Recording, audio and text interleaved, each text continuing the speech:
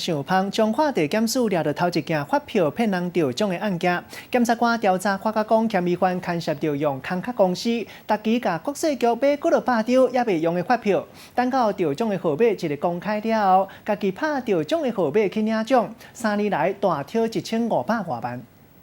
420.8，把发票摕出来一张一张对，就算发票几落百张，嘛共款无遐尔好钓。毋过煞有人一声就钓10几张，阁是逐期拢钓，互国税局的人去邀疑，向检方通报。检方查到34岁姓张的查甫人，甲33岁姓罗的查甫人，涉嫌设空头的公司来领发票。动用的国税局人数大概有数百人次，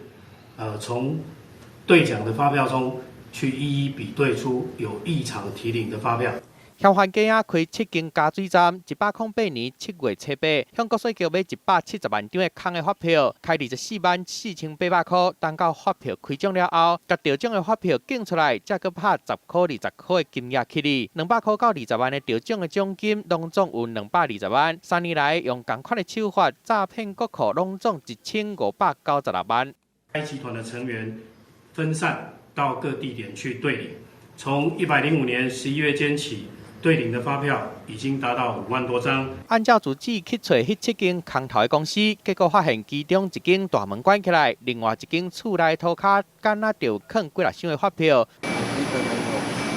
彰化检方出动100人来侦办，当场查到800多箱的空的发票，拍发票的机器，拢总传12个人到案说明，发现人头可能超过100个人。尾啊姓罗的主嫌互关起来，姓张的查甫人10万块交保。记者综合报道。